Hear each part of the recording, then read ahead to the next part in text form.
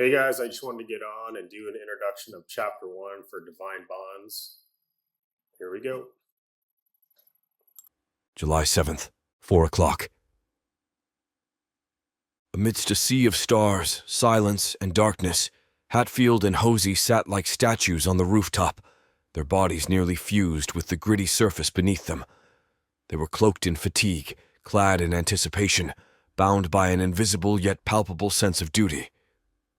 The night sky hung over them like a massive obsidian slab, granting them cover, but also isolating them from the world below. Their eyes were perennially alert, constantly roaming the streets, scanning windows and watching the comings and goings of the local residents. They had been there for 3 days, serving as guardian angels for an area that desperately needed them, but knew nothing of their protective gaze.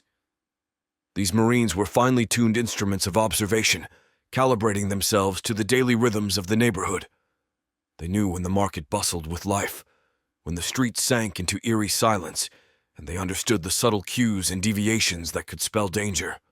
With notebooks filled with sketches and notes, they were an intelligence-gathering machine, and this was their final night of operation. They had seen 3 days of life unfold like an intricately woven tapestry. Now they just had to see it through to dawn. Hosey nudged Hatfield, breaking the rhythm of his heartbeats. "Morning, Bubba," he said, his voice soft but imbued with an Indiana lilt that seemed so foreign in this distant land. "Them Iraqis are sleeping good tonight."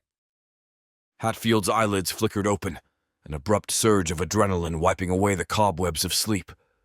He pushed himself up to a seated position, taking the Mark 12 from Hosey as though receiving a sacred relic. Their exchange was seamless, born of mutual respect and the countless hours they had spent together. "You have anything interesting to report?"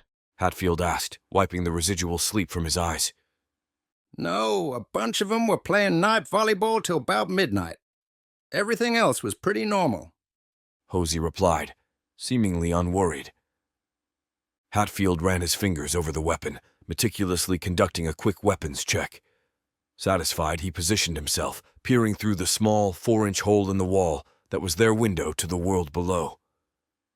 It felt like slipping into another life, a life that existed solely within the crosshairs of his Mark 12. He took a deep breath, as if drawing the essence of the night into his lungs. His fingers danced over his notebook, reviewing his range card and identifying the landmarks that grounded his observational universe. For a moment, Hatfield closed his eyes, allowing himself to soak in the heaviness of the moment and the mission.